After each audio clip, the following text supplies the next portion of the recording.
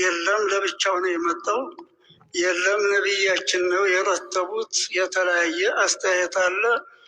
ኢማሙ ሻፊዒ ረዲየላሁ አንሁ ቢስሚላህ ራህማን ራሂም ያለው አየቱን ፊል ፋቲሃ ብለዋል። አየቱን ሚነል ፋቲሃ ከፋቲሃ ሆኖ አንድ አየት ተብሎ ይቆጠራል ብለዋል።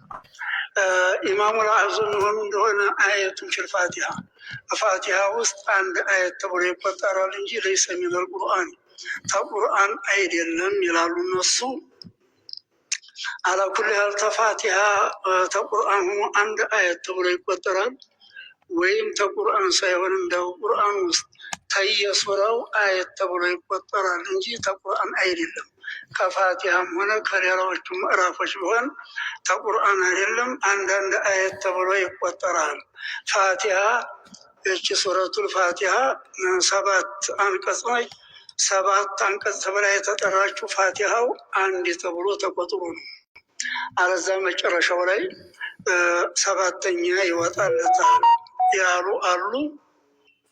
አላኩል ያህል አየቱን ሚነል ፋቲሃ አው አየቱን ፊል ፋቲሃ ወቱሰማ ሀዚህ ሱረቱ ፋቲሃ ተብላ ትጠራለች። ለአና ፋቲሃቱ ኪታቢላሂል ዐዚዝ የቁርአን መካፈቻ መጀመሪያ ናትና።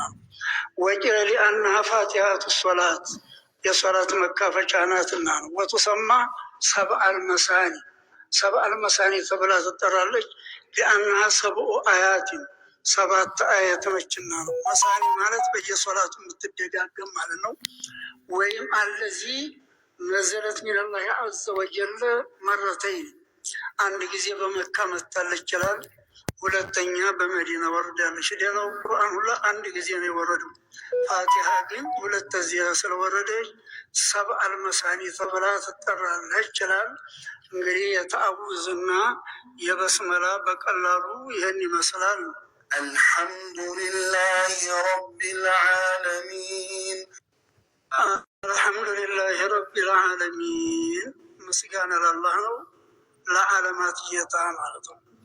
አይል ኢንሲ ወልጅኒ ወልመላኢካ የሰው ፈጣሪ የሆነ የሰው አብሊያጠጭ የሆነ እንዲሁም የመላኢኮች የጅኒ ፈጣሪ የሆነ ጌታ ወሊ ገይሪ